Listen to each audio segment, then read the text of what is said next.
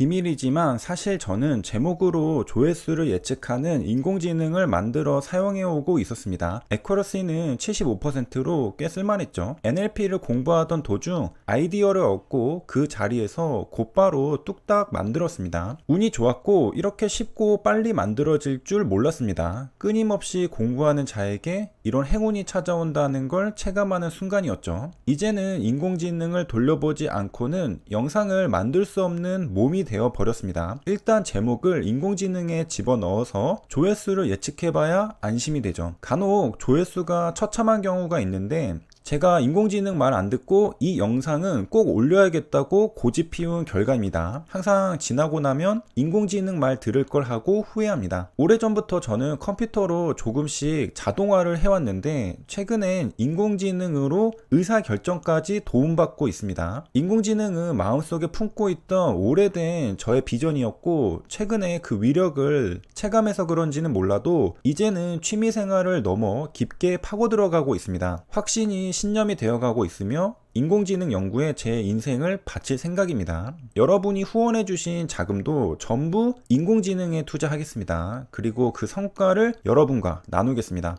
이 논문은 GPT-1 논문입니다. 현재는 GPT-2 그리고 GPT-3까지 나왔죠. 이 GPT-1 논문에서 저는 질문과 답변을 이어 붙여서 하나의 인풋 데이터로 만들 수 있다는 아이디어를 접하게 됩니다. 그래서 저도 제 영상의 타이틀과 디스크립션을 이어 붙여 인풋 데이터를 만들었고 인공지능을 학습시켜 보았습니다. 기존에는 제목만 가지고 학습시켰다면 이번에는 제목 플러스 설명을 가지고 학습시킨 것입니다. 그 결과 애큐러시는 75%에서 77%로 증가하였습니다. 효과가 있었던 것이죠. 아무래도 정보가 추가되니 정확도가 높아지는 것 같습니다. 제목만 보고 조회수를 예측하는 것보다 제목 플러스 설명을 보고 조회수를 예측하는 것이 좀 더 정확하다는 것이죠. 텍스트를 벡터로 바꿀 때 저는 TF-IDF 벡터라이저를 사용했습니다. TF는 하나의 문서에서 A라는 단어가 등장하는 빈도수를 셉니다. DF는 여러 문서에서 A라는 단어가 등장하는 빈도수를 셉니다. 반복은 강조이기 때문에 하나의 문서에서 A라는 단어가 자주 등장한다면 중요한 단어일 가능성이 높습니다. 하지만 알고 보니 여러 문서에서 A라는 단어가 자주 등장했다면 사실 흔한 단어일 가능성이 높습니다. 분별력 높은 단어란 하나의 문서에서는 자주 등장하지만 여러 문서에서는 드물게 등장하는 단어입니다. 이런 방식으로 가치 있는 단어를 선별해내는 알고리즘이 TF-IDF 알고리즘입니다. 정리하면 TF-IDF는 단어의 빈도수 로 단어의 중요도를 평가하는